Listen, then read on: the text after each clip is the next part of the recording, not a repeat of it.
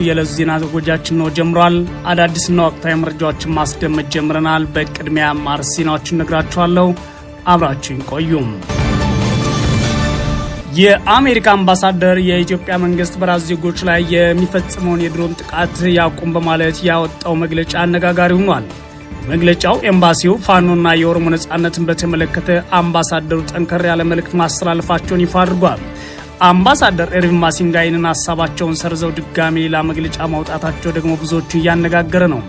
አምባሳደሩ በመግለጫቸው የቀየሩት አገዛዙ በድሮን የራሱ ዜጎች መግደሉና ፋኖን በተመለከተ ያሰፈሩት ሀሳብ ላይ ነው። እንዴት የሚለውን በዝርዝር እናያለን። በአማራ ክልል በርካታ አካባቢዎች ውጊያ መቀስቀሱ ታውቋል። የአገዛዙ ጦር ከገጠመው የፊት ለፊት ውጊያ በተጨማሪ በፋኖ ኃይሎች በሚፈጸሙ የደፈጣ ጥቃቶች ምክንያት ከቦታ ቦታ ለመንቀሳቀስ ፈተና ሆኖበታል የተባለው። በሌላ በኩል በክልሉ የሚገኙ የዩኒቨርሲቲ መምህራን በከፍተኛ ጥርነፋ ውስጥ ሆነው በዝግ እንዲሰበሰቡ መደረጋቸውን የኢትዮኒውስ የመረጃ ምንጮች ገልጸዋል። በዚህም ላይ ዝርዝር አዘጋጅተናል።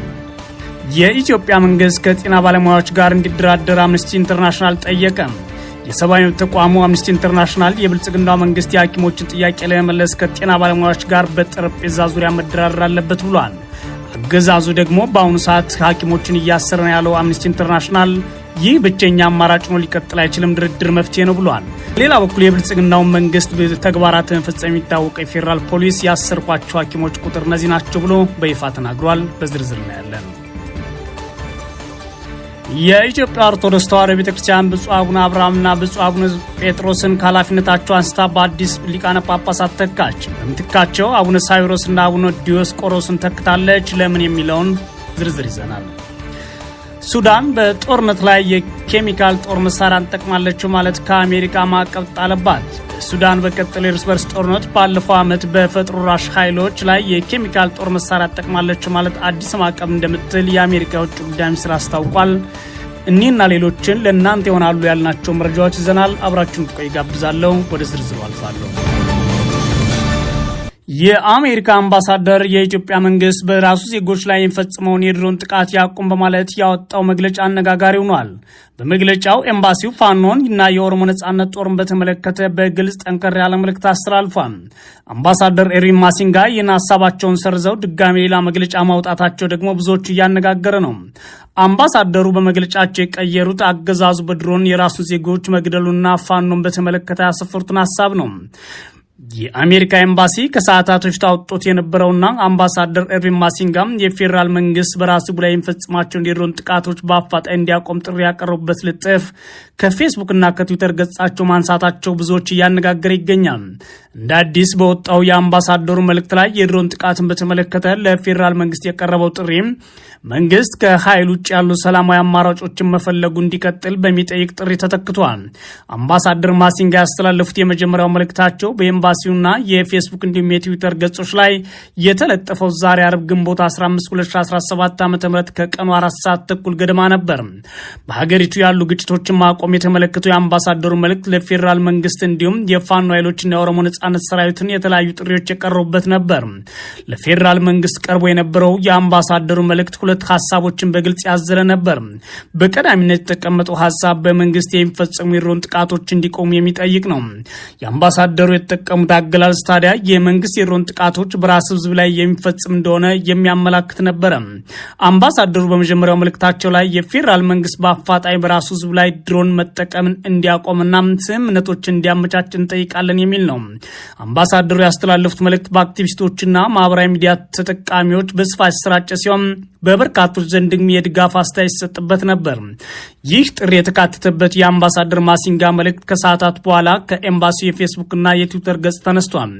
7 ሰዓት ገደማ ላይ በድጋሚ የተለጠፈው የአምባሳደሩ መልእክት ታዲያ የድሮን ጥቃት የተመለከተውን ክፍል ያስወጣና ለፌዴራል መንግስት የቀረበውን ጥሪ የሚያሻሻል ሆኖ ታይቷል። አዲሱ መልእክት የፌዴራል መንግስት ከኃይል ውጭ የሆኑ ሰላማዊ አማራጮች አማራጮችን መፈለጉ እንዲቀጥል የሚጠይቅ ሲሆን በተጨማሪም አምባሳደሩ መንግስት የዜጎችን ደህንነትና የመኖር ዋስትና እንዲያስቀድም ጥሪ አቅርበዋል ይላል። በአምባሳደሩ መልእክት ላይ ከዚህ ውጭ የተደረገው ሌላው ማሻሻያ ለፋኖ ኃይሎች በተላለፈው መልእክት ላይ ጥሪ እናቀርባለን የሚለውን እናሳስባለን ወደሚል ተቀይሯል። በመጀመሪያው መልእክት ላይ ዩናይትድ ስቴትስ ፋኖ ከተጨባጭና ሰላማዊ ዓላማዎቹ ጋር ወደፊት እንዲመጣ ጥሪ ታቀርባለች የሚልን ሀሳብ የያዘ ነበር። አምባሳደሩ በኦሮሚያ የሚካሄደውን ግጭትን ለማቆም የኦሮሞ ነጻነት ሰራዊት ድርድሮች እንዲቀጥል ጥሪ እናቀርባለን በማለት ሌላው ታጣቂ ቡድን ያስተላለፉት ጥሪ ግን አልተቀየረም። አምባሳደር ማርሲን ማሲንጋ ዛሬ ያስተላለፉት መልእክት በአጠቃላይ ግጭቶችን ማቆምን የተመለከተ ሆኗል።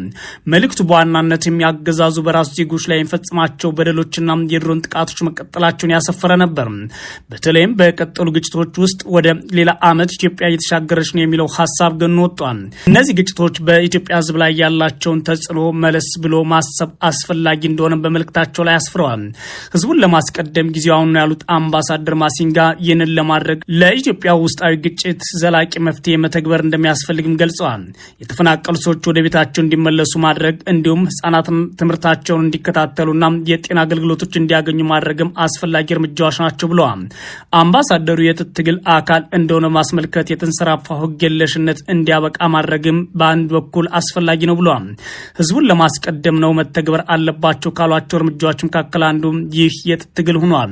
አምባሳደሩ መልእክታቸውን የቋጩት ሰላምና መረጋጋትን ለመምረጥ ጊዜው አሁን ነው በማለት ነው። የአሜሪካ ኤምባሲ የመጀመሪያውን የአምባሳደሩን መልእክት ለምን ከገጹ እንዳነሳውና ለምን ለፌዴራል መንግስት ቀረበውን ጥሪ እንደቀየረ እስካሁን በግልጽ አላሳወቀም። ጠንከር ያሉ ቃላትን የሚጠቀሙት የአሜሪካው አምባሳደር ከዚህ ቀደም በሰጡት አስተያየት ምክንያት ከብልጽግናው መንግስት ነቀፌታ አቅርቦባቸው ነበር። መንግስትን ያስቆጣው የአምባሳደሩ አስተያየት ባለፈው ዓመት በዚሁ ግንቦት ወር በቀድሞው የአሜሪካ ቆንስላ ግቢ የአሜሪካን ግቢ ባደረጉት ጠንከር ያለ ንግግር የተነሳ ነበር። አምባሳደሩ በዚህ ንግግራቸው መሰረት ልማቶችን ኢላማ ያደረጉ ጥቃቶች እንዲቆሙ ጠይቀው ነበር ይላል ቢቢሲ በማስታወሻው። ማሲንጋ ሽፍቶች፣ ታጣቂ ቡድኖችና አንዳንድ ጊዜ ደግሞ የመንግስት ጸጥታ ኃይሎች በህይወት የመኖርና የመከባበር መብቶች ላይ ጥሰት መፈጸማቸው የህግ ሂደትና የህግ የበላይነትን አለማክበርን የሚያሳይ ነው ሲሉ በመንግስትና ታጣቂዎች ላይ ጠንካራ ትችት አቅርበው ነበር። ያልተገደበ ሰብአዊ አቅርቦት እንዲኖርና ለዚህ መነሻ የሚሆን ጊዜ ሀገር አቀፍ የተኩስ አቁም እንዲደረግ በዚህ ንግግራቸውን በግልጽ ጠይቀው ነበር። አምባሳደሩ በተመሳሳይ ለፋኖ ኃይሎችና ለኦሮሞ ነጻነት ሰራዊት ምክር አዘል ጥሪያቸውን አቅርበው ነበር። አምባሳደር ማሲንጋ በወቅቱ ያቀረቡት ወቀሳ ግን ከመንግስት በኩል ጠንካራ ምላሽ አስከትሎባቸው ነበር። የውጭ ጉዳይ ሚኒስትር የአምባሳደሩን ንግግር ተከትሎ ባወጣው መግለጫ ማሲንጋ ያልጠየቁትን ምክር ሰጠውኛል ማለት ሲወቅሳቸው ተደምጦ ነበር። የአምባሳደሩ ንግግርን በደንብ ያልተጣነና ብልሃት የጎደል ነው ማለት ለማጣጣል የሞከረው የብልጽግናው አገዛዝ አምባሳደሩ ንግግራቸው እንዲያስተባብሉ ቢጠይቁም አምባሳደሩ ግን በሰዓቱ ዝምታቸው መምረጣቸው ይታወቃል። በአማራ ክልል በርካታ አካባቢዎች አዲስ ውጊያ መቀስቀሱ ታውቋል። የአገዛዝ ጦር ከገጠመው የፊት ለፊት ውጊያ በተጨማሪ በፋኖ ኃይሎች የሚፈጸሙ የደፈጣ ጥቃቶች ምክንያት ከቦታ ቦታ ለመንቀሳቀስና ፈተና ሆኖበታል የተባለው በክልሉ የሚገኙ ዩኒቨርሲቲ መምህራን በከፍተኛ ጥርነፋ ውስጥ ሆነው በዝግ እንዲሰበሰቡ መደረጋቸውንም የኢትዮኒውስ የመረጃ ምንጮች ተናግረዋል።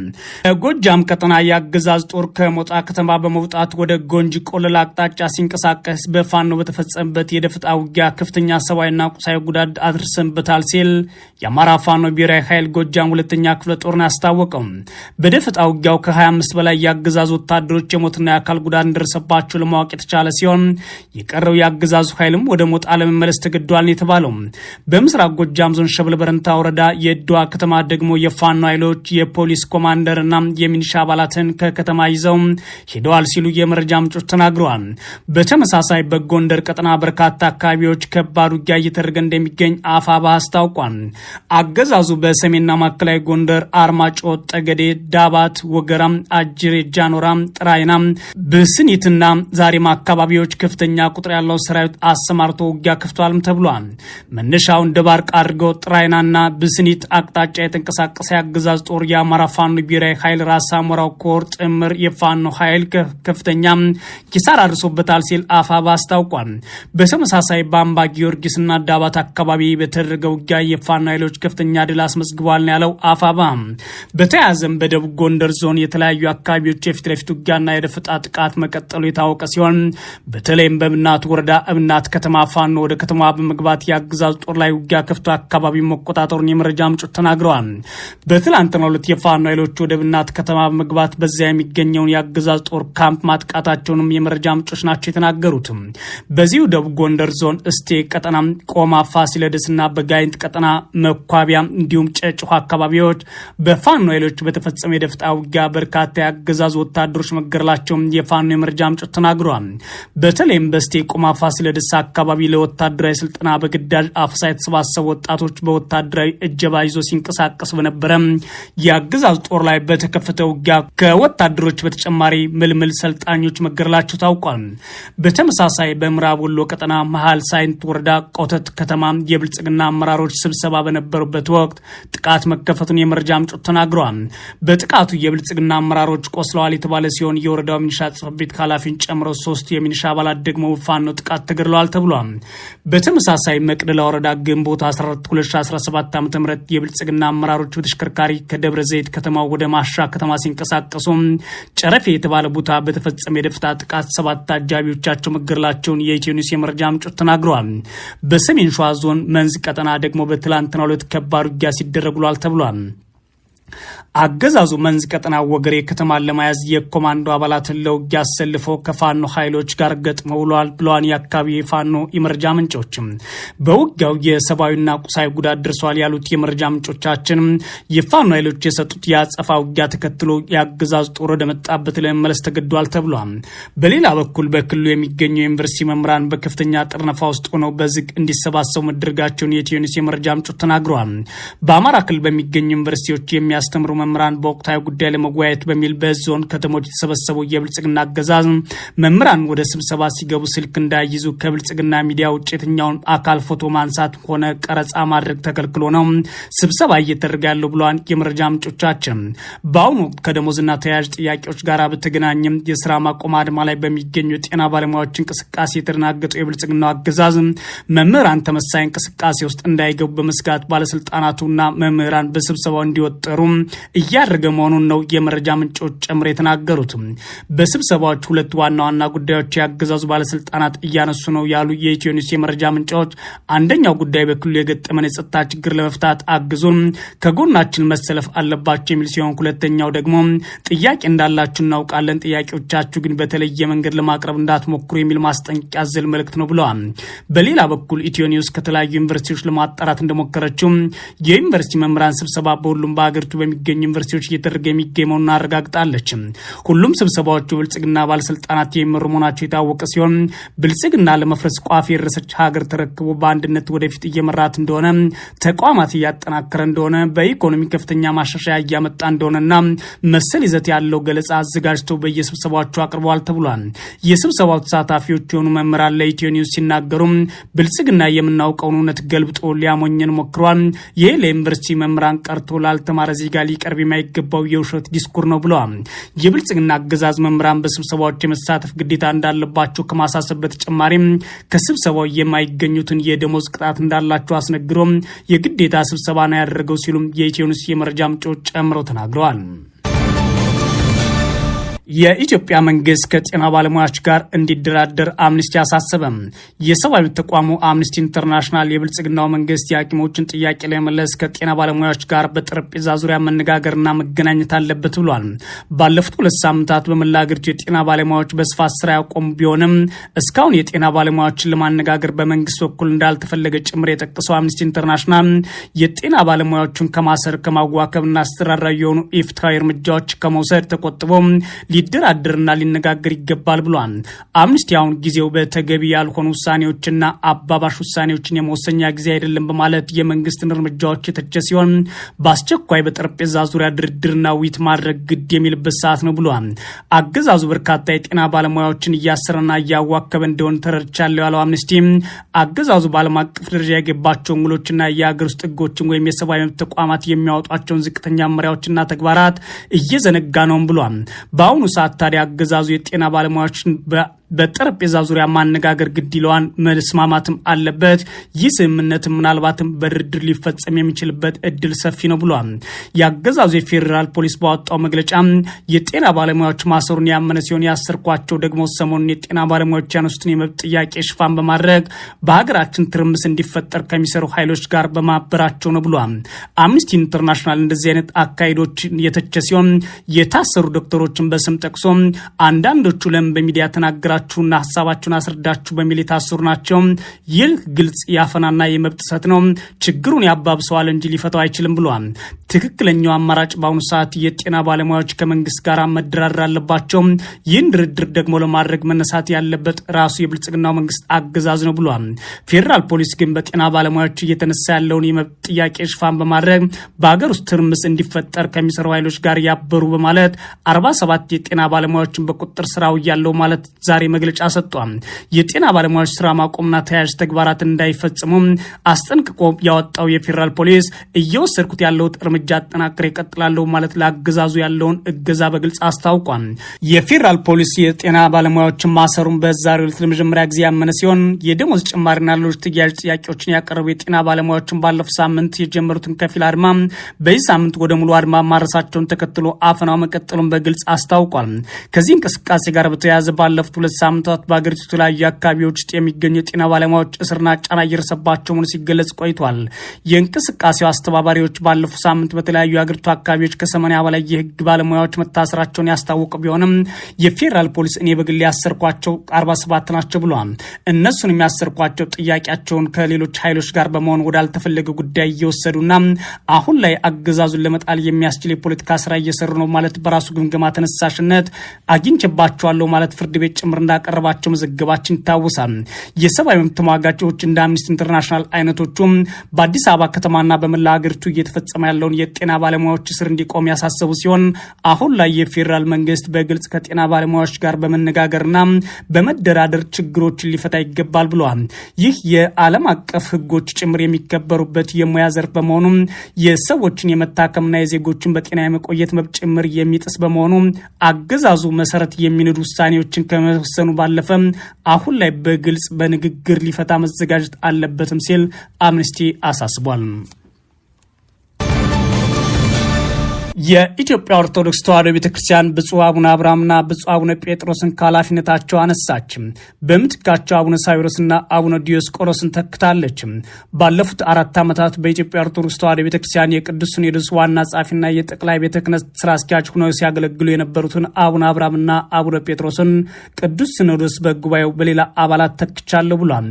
እነዚህ 2 አባላት ከብልጽግና መንግስት መሪዎች ጋር ከፍተኛ ቅራኔ ውስጥ ገብተው የነበረ ሲሆን ከፍተኛ ወከባ ማጥፋትና የጉዞና የስራ እገዳም በአገዛዙ ጥሎባቸዋል። አንዳንዶቹ የመንግስት ባለስልጣናት ጠቅላይ ሚኒስትሩን ጨምሮ በአደባባይ ጭምር እነዚህን አባቶች ሲሰድቧቸው በሚዲያ የተላለፈ ሲሆን እነዚህ አባቶች ሃይማኖታዊ ተቋምን ለመምራት ያደረጉት ጥረት ባለፉት 4 ዓመታት ውስጥ በምዕመናኑ ዘንድ ያስመሰግናቸው ቢሆንም አገዛዙ ግን እንደ ችግር ፈጣሪ ሲጠቅሳቸው ቆይቷል።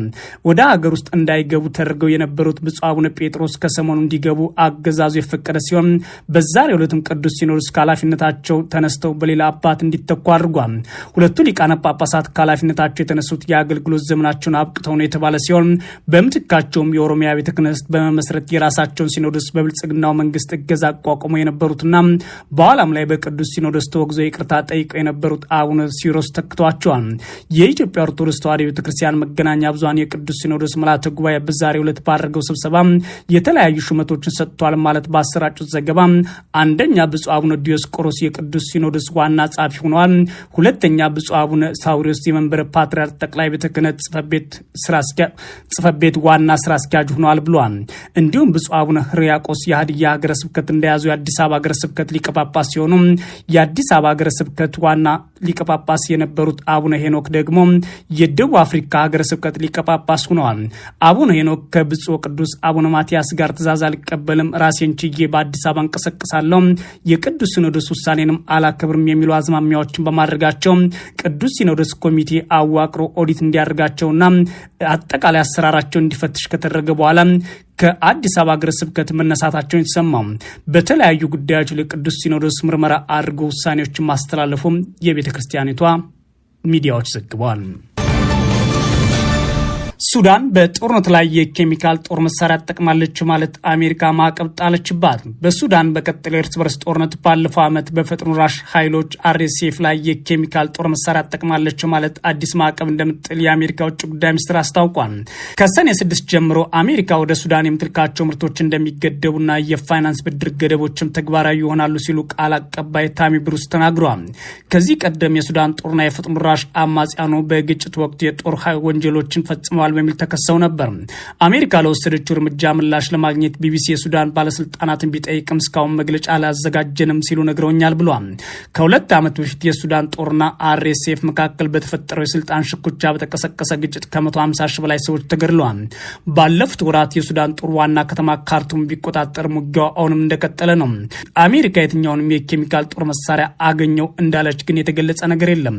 ሱዳን ብዙ ጉዳት፣ ስቃይና አለፍ ሲልም ሊገድል የሚችለውን ክሎሪን ጋዝ ለሁለት ጊዜያት ተጠቅማለች ሲል ኒውዮርክ ታይምስ በጥር ወር ዘግቦ ነበር።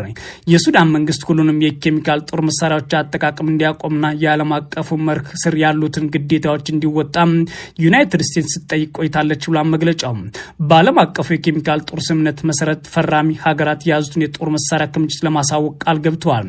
በዩናይትድ ስቴትስ መቀመጫው እንዳደረገው አርምስ ኮንትሮል አሶሲዬሽን ከሆነ ስምምነቱ ከግብጽ ከሰሜን ኮሪያና ከደቡብ ሱዳን በስተቀር ሱዳንን ጨምሮ ሁሉም ሀገራት የፈረሙት ነው። ታዲያ ሱዳን ይህንን ስምምነት የሚጥስ የጦር መሳሪያ አጠቃቅመን ተጠቅማለች ማለት ነው ከአሜሪካ ማዕቀብ ይጣለባት። የተወዳችሁና የተከበራችሁ የኢትዮ ኒውስ ቤተሰቦች የዕለቱ መረጃዎች እነዚህ ነበሩ። መልካም ጊዜ ነው ያለው።